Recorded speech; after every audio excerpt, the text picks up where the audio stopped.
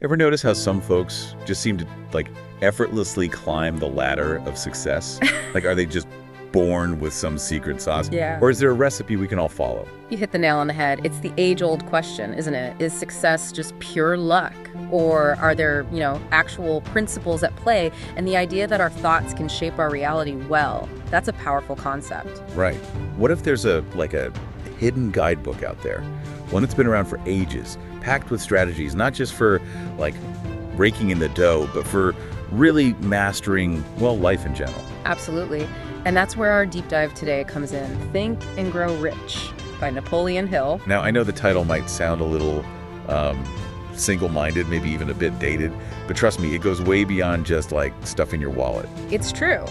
Think of it as a blueprint for personal achievement, a toolkit for leadership, and a guide for bouncing back when things go sideways. We're giving you the express lane to grasping the core of this book. It's like a cheat sheet to understanding these principles and actually using them no matter where you're at right now. And Hill wasn't just some, armchair theorist. This guy spent 20 years, 2 full decades, studying the habits and mindsets of super successful people. Hundreds of them. So, yeah, some of the language might feel a little old-fashioned, but the insights are surprisingly timeless. They really are. Okay, so Think and Grow Rich. It's a bit of a chunky read, but it all boils down to a handful of key ideas. Imagine these as the essential ingredients in Hill's recipe for success. Okay, I'm intrigued. Lay it on me. First up, desire. We're not talking about casually wishing for something. It's got to be this burning, intense, can't stop, won't stop kind of desire. Got it. So not just window shopping for your dreams, but really, really wanting them. Exactly. Then, faith. That unshakable belief that you can actually get what you want, even when the evidence around you is not happening. I like it. Belief before the proof. Then what? Auto-suggestion. It's all about, the way you talk to yourself, the internal pep talk. Yeah. Basically rewiring your brain for success. Interesting. So ditching the negative self-talk and replacing it with, affirmations? You got it. Then there's specialized knowledge.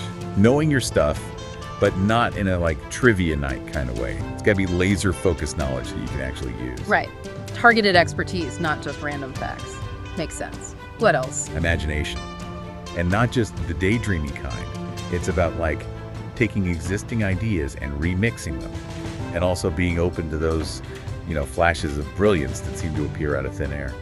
So harnessing both the practical and the intuitive. You nailed it. Next, organized planning. Wishes don't just materialize, right? You got to map out your path. Okay, so a roadmap to your goals. Then there's decision. The power of making up your mind and sticking to it. No more waffling. Decisiveness. That's key. What else? Persistence. The road to anywhere worthwhile is rarely smooth.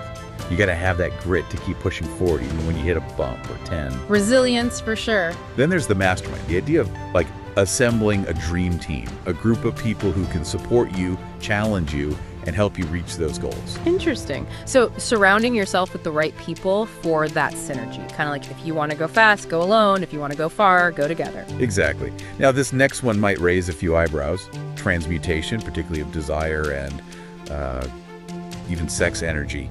Okay, I'm listening. We'll unpack that gently, don't worry.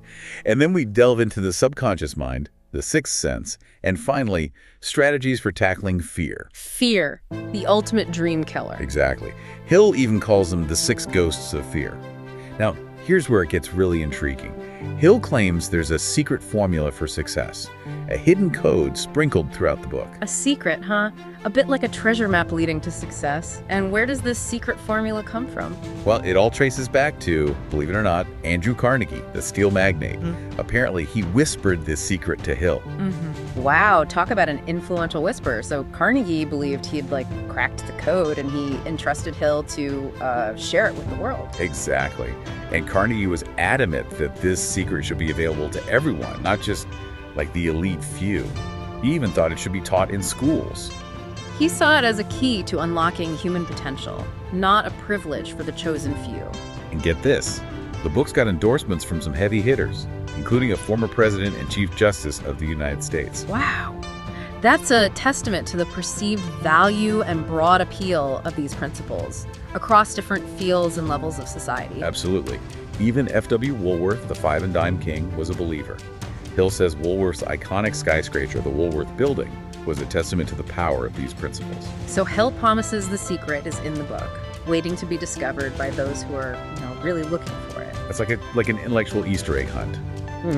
All right, ready to dive into the introduction. This is where Hill sets the scene and tells us how the whole Think and Grow Rich project came about.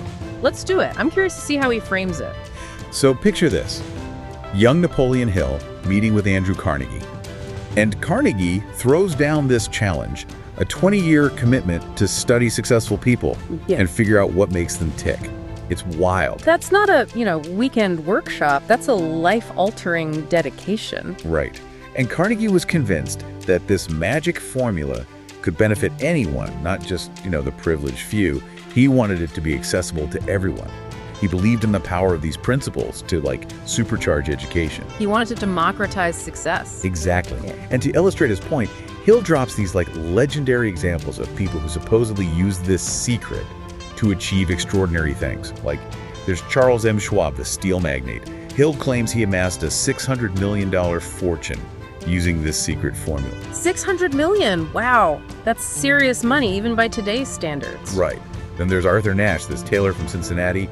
Apparently he was struggling, but then he stumbled upon the formula, and bam, his business took off. Okay, so different fields, different backgrounds, but similar outcomes. And then there's Stuart Austin Weir. He was so convinced by this secret that he completely switched careers. Went from whatever he was doing to becoming a lawyer, and according to Hill, he found success there too. So these stories are like compelling testimonials showing how these principles can work in different fields and for different people. Totally. And it's fascinating how Hill emphasizes that the secret itself is never explicitly named, but subtly woven throughout the book. He even says Carnegie just kind of casually tossed it to him. Talk about an understatement. It's like a hidden message waiting to be decoded. It makes you, the reader, think, am I going to be the one to crack this code? And to add another layer of mystery, Hill mentions a story about giving the secret to Jennings Randolph on his college graduation day. Wait, he straight up told someone the secret? That's unexpected. Well, not exactly spelled it out, but Hill claims he shared it in a way that Randolph understood. And Randolph, according to Hill, rode that secret all the way to Congress. He even had whispers of White House ambitions. Wow, talk about a powerful graduation gift. So the introduction sets the stage, establishes Hill's credibility, hints at this super secret, and showcases some pretty convincing success stories. It's like the movie trailer, getting you pumped for the main event. Okay, you ready for chapter 1? This is where it all begins. Desire. Hit me with it. I'm ready to get into the real meat of this. So, Hill starts with the story of Edwin C. Barnes. This guy had this, almost crazy, intense desire to become a business associate of Thomas Edison. And not just work for Edison, mind you, but be his partner. That's a bold goal. Right. And Barnes had, zero connections to Edison and was basically broke. But he had this unwavering, burning desire. He didn't even know Edison personally, but he was determined to partner with him. He literally burned all bridges behind him to make this happen. That's a serious commitment. He basically shows up in Orange, New Jersey, unannounced, and says, I'm here to go into business with Mr. Edison. Not, can I have a job, but I'm your future partner. It's incredible. Wow, talk about confidence. So did it work? Well, not immediately. But Barnes, he hung around, he made himself useful, and eventually he did get his shot. Not exactly in the way he'd envisioned, but he formed a successful partnership with Edison. It's a powerful example of how a crystal clear desire and a rock-solid plan can really make things happen. It's like a force of nature. That burning desire propelled him forward despite all the obstacles. Exactly. And then Hill shifts gears and tells the story of R.U. Darby, this guy who had a wild ride in the gold mining business. It's a classic cautionary tale. Okay, I'm all ears. Gold mining, that sounds exciting. What happened? So Darby and his uncle, they're convinced they've struck gold.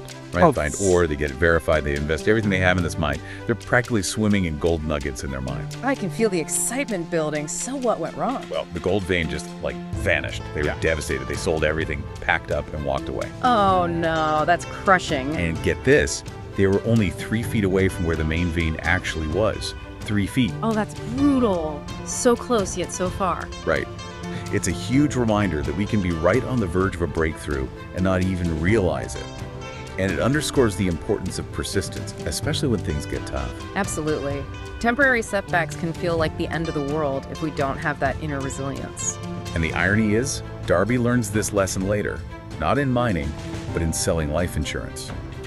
He never forgot that 3 feet from gold experience, and it fueled his determination to never give up, even when faced with rejection. He went on to become this wildly successful insurance salesman, selling over $1 million worth of policies year after year. That's incredible. So he turned a crushing defeat into a driving force for success in a completely different field. And Hill adds this little detail at the end of Darby's story that always makes me think. He describes seeing a young boy seemingly controlling an adult with some sort of strange power. Intriguing. What kind of strange power?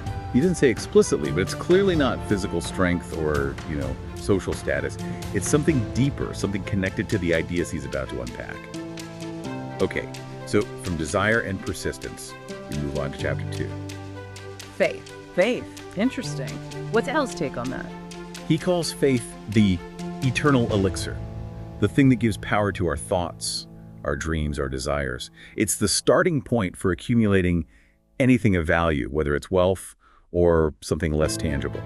So not just religious faith, but like a deep belief in your own ability to achieve what you set out to do. Exactly. And he ties this into the principle of autosuggestion, the idea that we can actually cultivate faith by consistently repeating positive affirmations. Ah, I see. So reprogramming our subconscious minds by feeding them empowering messages. You got it.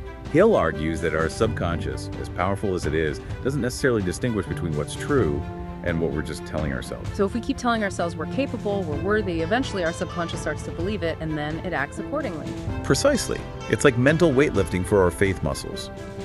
And Hill goes a step further and gives us this practical tool, the self-confidence formula. It's a 6-step action plan for building unshakable self-belief. Okay, I'm all for practical tools. Break it down for me. First, you gotta know deep down that you can achieve your definite purpose. And I mean really know it. Then you gotta demand persistent action from yourself. No more excuses, no procrastination. Second, recognize that your thoughts are the boss. They control everything. Right. Our thoughts create our reality. Third, you need to dedicate 30 minutes every single day to visualizing yourself achieving your goals, really feeling it. So a daily dose of focused mental imagery. Fourth, write down your main definite purpose. It might sound silly, but there's power in putting pen to paper. I can see how that would make it more real, more tangible. Fifth, absolutely refuse to be dragged down by negativity, whether it's from other people or your own inner critic. Oh, that's so crucial, guarding your mental space. And lastly, recognize that true success comes through teamwork and cooperation. It's not a solo mission. Ah, the power of the collective. So it's a blend of internal work and external action. Exactly. To illustrate this, Hill shares this incredible story about the creation of the Ford V8 engine.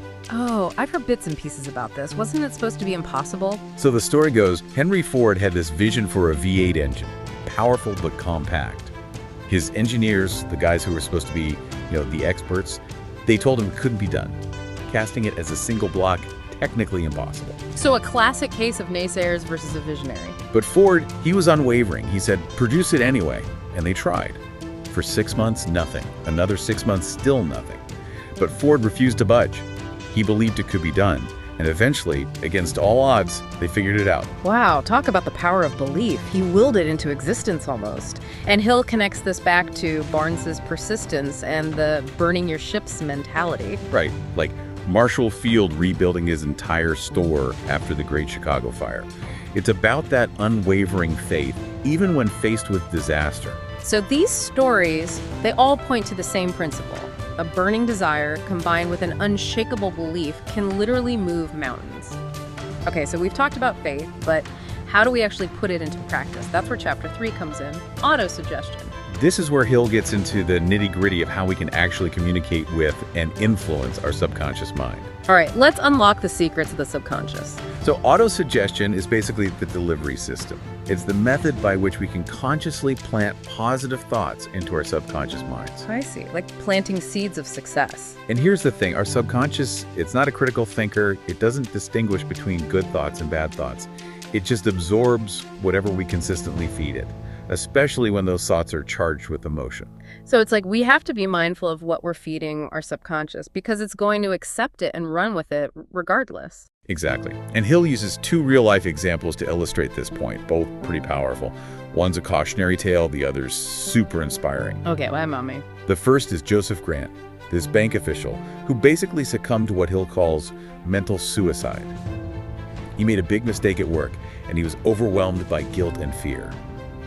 And he kept repeating these negative phrases to himself, like, "This is going to kill me, I can't handle this." Oh no, that's heartbreaking. And tragically, his subconscious took those suggestions literally. He basically willed himself into a really negative outcome. Wow, that's a stark warning about the power of negative self-talk. So what's the inspiring example? Abraham Lincoln. Despite facing so many setbacks early in his life, Lincoln underwent this, profound transformation. Hill suggests that this shift was fueled by intense emotions, sorrow, and love, and that these emotions, coupled with what might have been a conscious or unconscious use of positive self-suggestion, awakened this sleeping genius within him. So even in the face of adversity, positive auto-suggestion can unlock our potential. Exactly. Hill emphasizes that belief, even if it feels a bit flimsy at first, can become a self-fulfilling prophecy through consistent repetition. Okay, so we've learned about the power of our thoughts. Now, Chapter 4 delves into specialized knowledge. This is where we get into the practicalities of what we need to know. Right. And Hill makes this distinction between just having a lot of general knowledge and possessing specialized knowledge, the kind that's directly relevant to your goals. Right. So not just being a know-it-all, but having targeted expertise. He argues that while general knowledge is useful, it's specialized knowledge, carefully organized and applied, that's crucial for achieving real success. He even uses this example of Henry Ford being grilled on the witness stand. Yeah. Wasn't he being questioned about his general knowledge and he kind of turned it around on them? Exactly. The opposing lawyers were trying to paint him as ignorant by asking all these random trivia questions about history and literature. Trying to embarrass him, basically. Right. And Ford, being Ford, he basically said, "Look, I can just pick up a phone and find someone who knows those answers. I don't need to clutter my brain with that stuff." His point was, knowing how to access and utilize knowledge is more valuable than just memorizing random facts. I love that. It speaks to the importance of focusing on what's truly essential for your goals. So specialized knowledge is key, but how do we actually acquire it? Hill suggests a bunch of practical resources: libraries, night schools, those correspondence courses that people sometimes underestimate. Those are great options. He even highlights the value of expert consultation offered by some home study schools. Interesting. And he makes this point about how things we get for free or easily are often undervalued compared to the effort we put into, actively investing in knowledge. Right. It's like that saying, you get what you pay for. We tend to value and actually use what we've invested in, whether it's time or money. And he shares this inspiring example of Mr. Weir, this guy who decided to go back to school in his 40s. He wanted to become a lawyer and he went after it, despite his age. That's encouraging. Never too late to learn and switch things up. So, specialized knowledge, check. What's the next key ingredient? Chapter 5, imagination. This is where Hill really gets into the power of our minds to create. Okay, this sounds exciting. Let's talk about imagination. He describes imagination as the workshop of the mind, the place where desires are transformed into plans and blueprints for action. So it's like the mental laboratory where we cook up our dreams. Exactly. He also argues that our current era, with all its rapid changes and technological advancements, is like the perfect time to really flex those imagination muscles. Interesting. Why does he think that? He points to all the incredible progress humanity has made through imagination. Think about it. Everything from skyscrapers to smartphones, it all started as an idea in someone's head. It's true. Everything we see around us was once just an imagined possibility. And Hill breaks down imagination into two forms. Synthetic imagination, which is like taking existing ideas and rearranging them, combining them in new ways. And then there's creative imagination, which is where those brand new ideas, those breakthroughs, those flashes of insight come from. Okay, so the ability to both innovate with what we know and also tap into that wellspring of truly original ideas. You got it. And Hill suggests a rather interesting approach.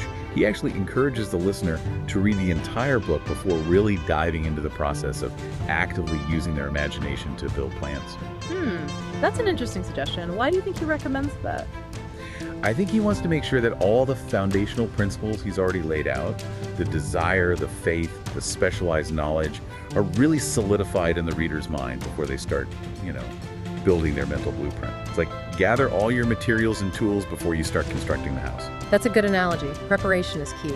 And he really emphasizes the power of actually writing down your desire and your plan as the first concrete step in bringing it to life. Right. It's not just a daydream anymore. It's on paper. It's real. Exactly. To drive home this point, Hill brings in some pretty compelling stories. Like there's that classic tale about the old country doctor who had this brilliant idea, this secret, that he ended up selling to a young drug clerk for a small fortune. Wait, I think I know this one. Wasn't that the origin story of Coca-Cola? You got it. That young clerk was Asa Candler, and that secret was the formula for Coca-Cola. It's amazing to think that this seemingly simple idea, when combined with imagination and business savvy, created one of the most iconic brands in the world. It's a testament to the power of ideas, and it shows that sometimes an idea can be more valuable than a physical product. Hill makes that point too. He points to the rise of the movie industry and the radio, saying that those who had the foresight to capitalize on these new ideas, well, they made fortunes. So imagination is vital, but it needs structure. That brings us to chapter 6, right? Organized planning. This is where Hill gets into the nuts and bolts of taking those desires and dreams and turning them into an actual plan of action. Okay, let's get organized. And the first step he emphasizes is forming an alliance with what he calls a mastermind group. Think of it as your own personal brain trust, a team of advisors and collaborators who can help you achieve your goals. So it's not just about solo brainstorming, it's about harnessing collective intelligence. Precisely. Hill argues that no one, no matter how brilliant, has all the answers. We need the support, the different perspectives, and the combined energy of others to really achieve big things. Makes sense. 2 heads are better than 1 and all that. And he stresses that your mastermind group should be a mix of people with diverse skills and experiences. You want people who can offer different perspectives and challenge your thinking. So not just a bunch of yes men, but people who will push you and help you refine your ideas. Exactly. And he's super specific about how to actually utilize this mastermind group. Regular meetings are crucial. Brainstorming together, problem solving, and ensuring everyone is on the same page.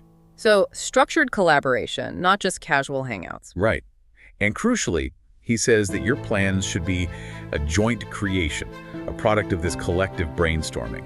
It's not just about getting feedback, it's about co-creating your path to success. That makes a lot of sense. You're leveraging the collective wisdom and experience of the group. And here's an important reminder, something we all need to hear. Temporary defeat is normal. Things aren't always going to go smoothly. Right. The road to success is rarely a straight line. Exactly. And when you hit those bumps, Hill says, don't give up. It's a sign to go back to the drawing board with your mastermind group, revise your plans, learn from your mistakes. He even uses the examples of James J. Hill, the railroad magnate, and Henry Ford, both of whom faced significant setbacks on their way to success. So setbacks are opportunities for course correction, not reasons to abandon ship. Exactly. Hill also reminds us that the ultimate driving force isn't just money, it's the desire behind it. It's that burning desire that fuels our actions and propels us forward. Right. Money is often the byproduct of a deeply held desire. The latter part of this chapter gets into the practicalities of planning the sale of your personal services. This is how most people start, right? Building a career, offering their skills to the world. That's true. Most great fortunes begin with personal effort, not inheritance. And Hill makes a clear distinction between being a leader and being a follower. He outlines 9 key attributes of effective leadership. Okay, I'm taking notes. First, unwavering courage. Leaders have got to have that inner strength. Then self-control, being in charge of your emotions, not letting them run the show. Makes sense. A keen sense of justice, treating people fairly, that's crucial. Absolutely. Justice and fairness are the cornerstones of good leadership. What else? Definiteness of decision. Leaders make decisions and stick to them, no waffling. And definiteness of plans. They have a clear roadmap for where they're going and how they're going to get there. So decisiveness and a well-defined strategy. The habit of going above and beyond, doing more than what's expected. That's a great one. It's about exceeding expectations, not just meeting them. A pleasing personality. Nobody wants to follow a grump. True. People are drawn to positivity and warmth. Sympathy and understanding. Leaders need to connect with people on a human level. Definitely. Empathy is crucial for building strong relationships. And finally, mastery of detail.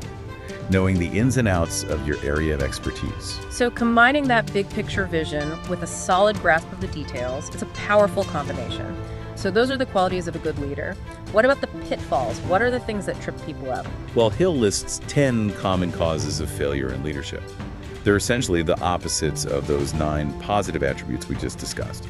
And he points out that, in the past, leadership was often seen as this top-down dictatorial style. But he believes we're moving towards a more cooperative approach, one that emphasizes mutual benefit and empowerment. It's about collaboration, not domination. I like that shift. So how do we practically go about, putting ourselves out there, marketing our skills?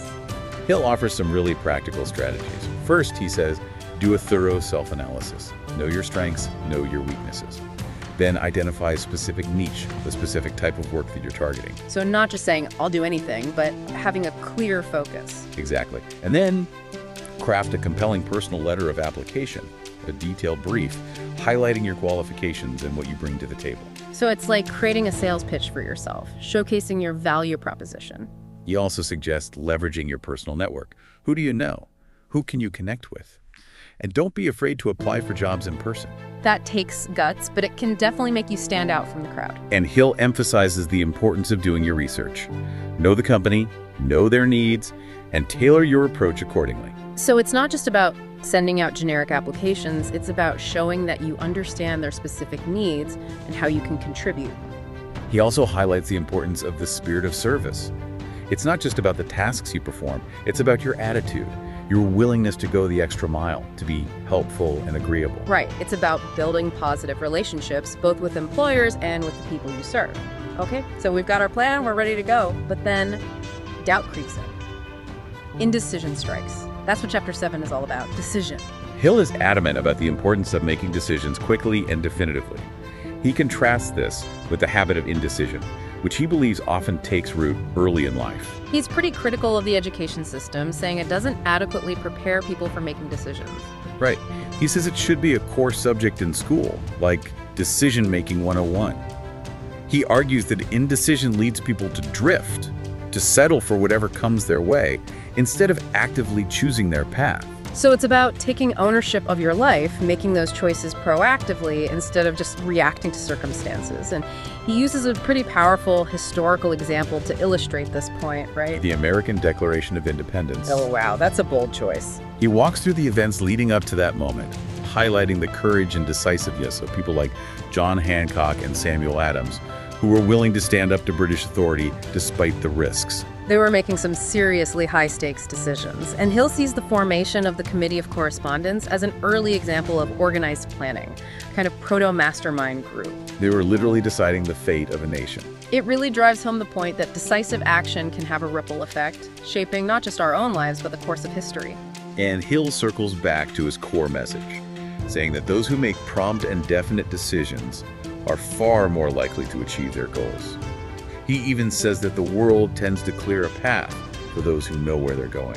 It's almost like the universe conspires to help those who are clear and committed to their path. But let's be real, even with the best plan and the strongest willpower, there are going to be setbacks. That's where Chapter 8 comes in. Persistence. The quality that separates the dreamers from the doers. Exactly. Hill defines persistence as that unwavering determination to stick to your goals, even when faced with, like, a mountain of obstacles. He's very clear that a lack of persistence is a major reason why people fail. It's easy to get discouraged when things get tough. So how do we cultivate that unwavering determination? Well, Hill